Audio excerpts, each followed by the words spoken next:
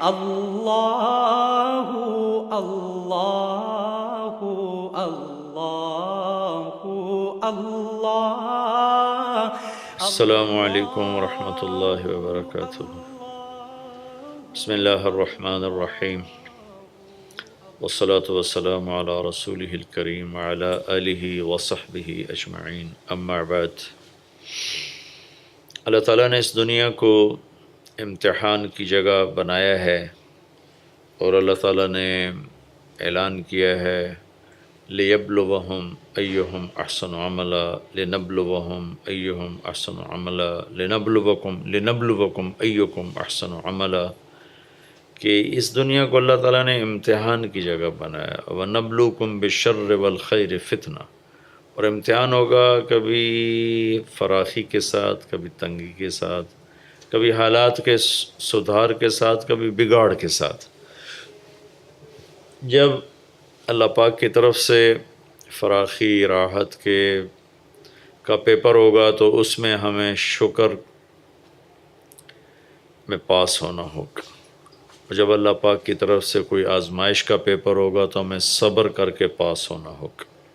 الشکر نصف الایمان والصبر نصف الایمان، شکر آدھا ایمان ہے اور صبر آدھا ایمان ہے، وہ دونوں مل کر مکمل ایمان بنتے ہیں۔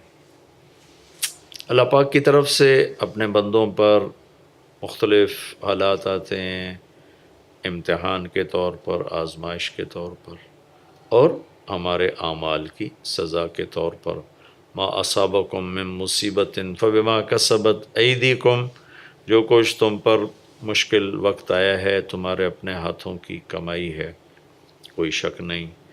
ہمارے اعمال ہیں ہی ایسے کہ بڑی سے بڑی بھی کوئی مشکل آ جائے، آزمائش، ابتلا، تو ہم اس کے حقدار ہیں کہ ہم نے اپنے دیس کو گناہوں سے بھر دیا ہے۔ لیکن ایک اور بھی اللہ تعالیٰ جو ارشاد فرما رہے ہیں وَلَنَبْلُوَنَّكُمْ بِشَيْءٍ مِّنَ الْخَوْفِ وَالْجُوعِ وَنَقْصٍ مِّنَ الْأَمْوَالِ وَالْأَنفُسِ وَالثَّمَرَاتِ، یہ اللہ تعالیٰ قسم اٹھا کے فرما رہے ہیں کہ میں ضرور تمہیں آزماؤں گا، لیکن آزمائش بڑی نہیں ہوگی، ذرا تھوڑی ہوگی۔ خوف آئے گا، مال میں کمی آئے گی، جان مال کے نقصان ہوں گے، اور خوف کی شکلیں قائم ہوگی، اور باغات میں، کھیتیوں میں، تجارت میں، جانوں میں کمی آئے گی۔ وبشر الصابرین، صبر کرنے والوں کو خوشخبری سنا دی جائے۔ اس وقت ہمارے ملک سیلاب کی زد میں ہے، اور اللہ کا پانی ہے، بکھرا ہوا ہے۔ پانی کا قطرہ بھی گرتا ہے تو اللہ سے پوچھ کر، بہتا ہے تو اللہ سے پوچھ کر، دریا اپنا رخ بدلتے ہیں تو اللہ سے پوچھ کر۔ ایک رخ تو اس کا یہ ہے جو ہم کہہ بھی رہے ہیں اور سارے کہہ رہے ہیں، اور ہے بھی صحیح کہ یہ ہمارے گناہوں کی سزا ہے، لیکن ایک رخ اس کا دوسرا بھی ہے کہ اس میں ہمارے گناہوں کا کفارہ ہے۔ جتنے اس میں ہمارے اموات ہوئیں، جو مرد، عورت، بچے مرے، وہ سب شہید ہیں۔ اللہ تعالیٰ کے نبی نے ایک دفعہ فرمایا ما تعدون الشہداء فیکم، تم شہید کسے کہتے ہو؟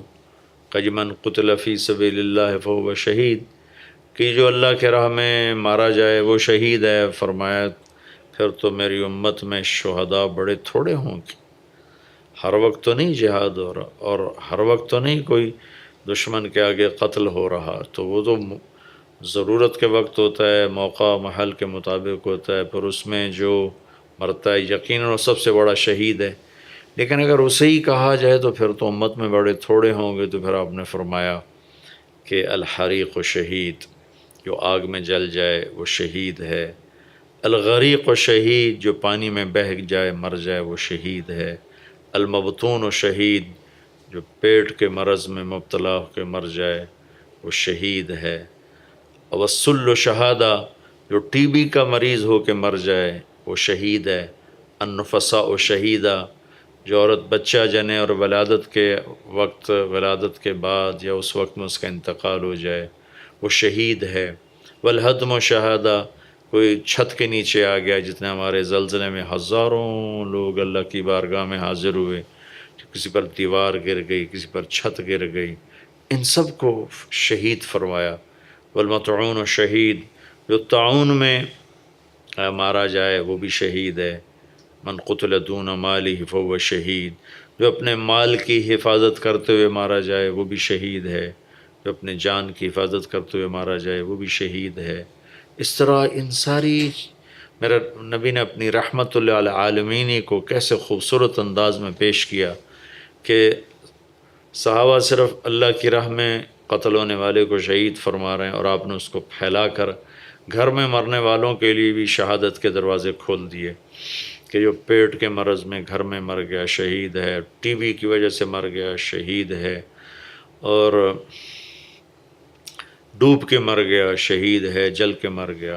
جتنے ہمارے اس سیلاب میں، اکثر دیہات میں سیلاب آیا اور دیہات کے لوگ، میں خود دیہات کا رہنے والا ہوں، ہمارے دیہاتی لوگوں کو کلمہ تک نہیں آتا، لیکن دل میں کلمہ بھی ہے، ایمان بھی ہے، اور اللہ کے فضل سے وہ اپنے آپ کو مسلمان کہتے ہیں۔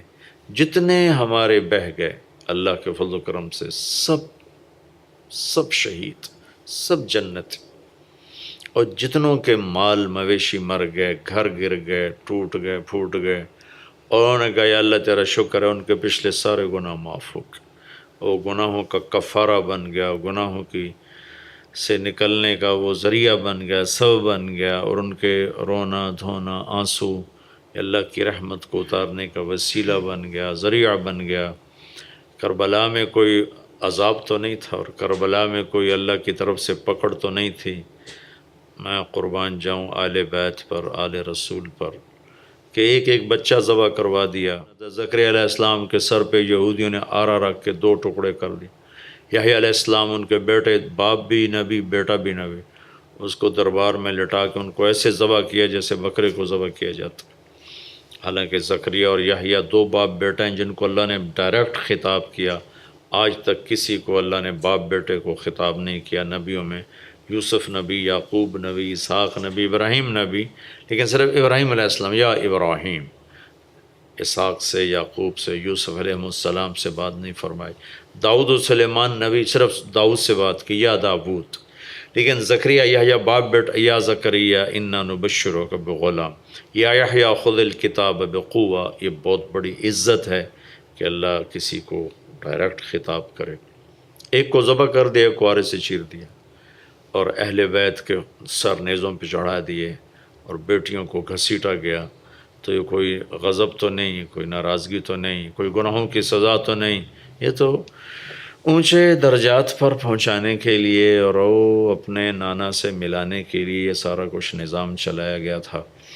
تو مسلمان پر اللہ کی طرف سے جو حال آتا ہے اس کے لیے سراسر رحمت ہے۔ جو ہمارے چلے گئے ہم مطمئن رہیں کہ انشاءاللہ یہ سب جنت میں گئے، سب شہید ہیں۔ جو مال مویشی ضائع ہوئے اس پر ان کے پچھلے سب گناہ معاف ہو گئے۔ اب جو باقی لوگ ہیں ان کی ذمہ ہے ان کی مدد کرنا، ان کی مدد کو پہنچنا، ان کے لیے کھانے کا انتظام، کپڑوں کا انتظام، خیموں کا انتظام۔ اگر سارے پاکستان کے مالدار نہیں، ایک شہر کے مالدار اکٹھے ہو جائیں تو سارے گاؤں دوبارہ آباد ہو سکتے ہیں۔ میں اس میں مالدار لوگوں سے اپیل کروں گا، سخی لوگوں سے اپیل کروں گا کہ وہ جو ہمارے بھائی بہن، مائیں باپ، معصوم بچے بے گھر ہو گئے، چند دن پہلے میں وہ دیکھ رہا تھا خبروں میں، تو وہ ایک چینل پر ایک بچے کی تصویر تھی، میں کئی دن اس کو دیکھ کے میرا دل کٹتا رہا، میرے آنسو بہتے رہے۔ اس کا گھر بہہ گیا تھا، وہ اپنے گھر کی ٹوٹی ہوئی دیوار پر یوں کر کے بیٹھا ہوا تھا، یوں کر کے۔ میں بھول نہیں سکتا، وہ میرا دل کٹ گیا کہ ہم تو چھتوں کے نیچے ہیں جن کی چھتیں اڑ گئیں۔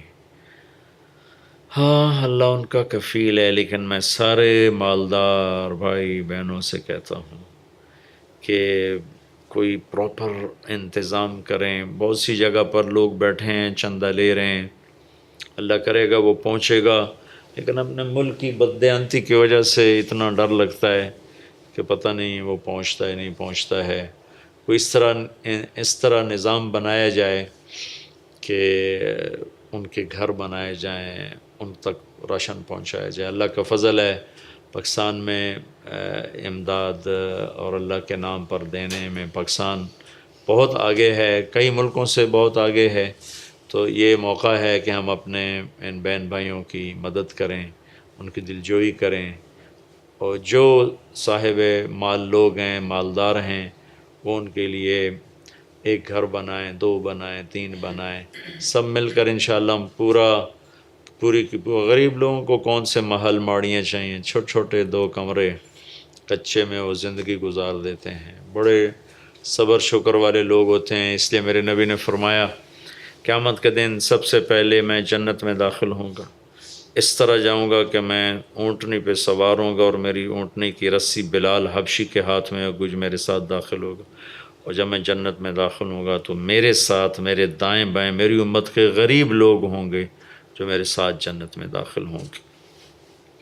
تو میں سب سے اپیل کرتا ہوں کہ ان بہن بھائیوں کی مدد کو پہنچا جائے، ان کے لیے راشن کا، کپڑوں کا، مکانوں کا انتظام کیا جائے. انشاءاللہ یہ آپ کے لیے صدقہ جاریہ بنے گا.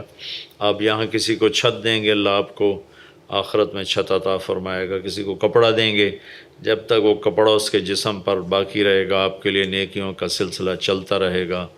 آپ ان کو یہاں کھانا مہیا کریں گے، اللہ تعالیٰ آپ کو جنت کے کھانے کھلائے گا. آپ ان کی یہاں پردہ پوشی کریں گے، اللہ تعالیٰ آپ کو قیامت کے دن جنت کے خوبصورت لباس پہنائے گا.